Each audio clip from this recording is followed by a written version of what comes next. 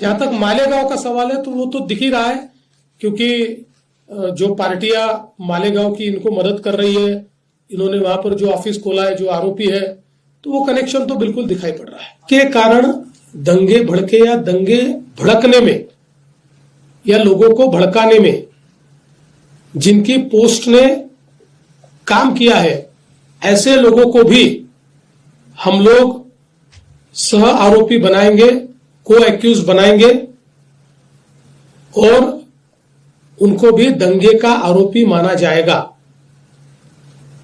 करीब 68 पोस्ट ये अभी तक आइडेंटिफाई करके उसको डिलीट किया गया है। कुछ आइडेंटिफिकेशन अभी भी जारी है, वो आइडेंटिफिकेशन होने के बाद उस पर भी कार्रवाई की जाएगी। नागपुर की एक अपनी संस्कृति है। 1992 के बाद नागपुर में कभी भी इस प्रकार के दंगे नहीं हुए। कभी छोटी मोटी घटना हुई होगी, लेकिन इस प्रकार से आगजनी करना, लोगों के गाड़ियों को तोड़ देना, पत्थरबाजी करना, ये किसी भी हालत में सहन नहीं किया जाएगा और इस पर कड़ी से कड़ी कार्रवाई ये हमने शुरू कर दी है और ये जारी ही रहेगी जब तक हम लोग ये जो दंगे हैं इनको सबक नहीं सिखा देते। विशेष रूप से जिन्होंने पुलिस पर हमला किया है उनको तो निश्चित रूप से अपनी करतूत का भुगतान करना ही पड़ेगा। कड़ी से कड़ी धाराएं उन पर लगकर जब तक उनको कठोर से कठोर दंड नहीं होता तब तक हम लोग शांत नहीं बैठेंगे। सर, क्या इसमें विदेशी शक्तियों का भी जिक्र किया जा रहा है कि बांग्लादेश कनेक्शन जोड़ा जा रहा है, मालेगांव कनेक्शन जोड़ा जा रहा है, और क्या इसकी जांच नागपुर पुलिस के साथ साथ एनआईए भी कर रही है क्या? सर, याला जोडून टेरर अँगल काय आहे का सर याच्यात? देखिए, इसमें अभी सारी तफ्तीश चल रही है। अब जो लोग अलग अलग प्रकार के पोस्ट करते हैं उनमें से कुछ लोगों के पोस्ट में कुछ ऐसी चीजें भी दिखाई पड़ी है कि जो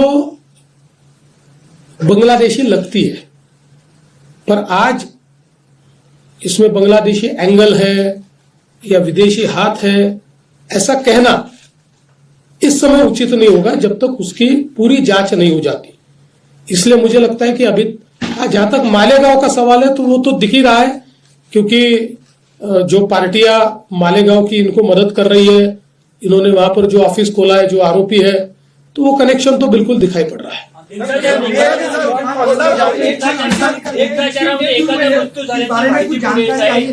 देखिए, अभी इसके बारे में आधिकारिक रूप से डॉक्टर उसकी घोषणा करेंगे, उसके बाद ही उस पर बोलना ठीक होगा। दंगा होने के बाद यूपी में जैसे बुलडोजर कार्रवाई होती है तो नागपुर में भी वो दंगाई को अभी जब पूरी जो मामला स्पष्ट है सामने, तो क्या नागपुर में भी बालदरपुरा एरिया में बुलडोजर कार्रवाई होगी क्या? देखिए, महाराष्ट्र में हम लोग अपने तरीके से कार्रवाई करते हैं।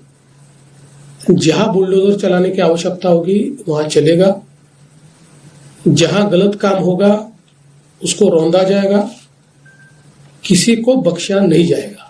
दो दिन पहले कर्फ्यू में शिथिलता लाई गई। सर के फाइट में कहा गया है सर ने कि 80 लोगों में से 11 लोग, और आपने भी बताया कि विधि संघर्ष बच्चे हैं, तो ये फिलिस्तीनी पैटर्न है। तो हमारा एक लॉ है कि अगर 18 साल से कम बच्चा जो है वो गाड़ी चलाता है, कुछ एक्सीडेंट होता है या पकड़ा जाता है तो माँ बाप मतलब उसकी सजा होती है। तो ऐसे में नहीं लगता अगर ये आगे रोकने के लिए ऐसा कुछ कानून बनना चाहिए?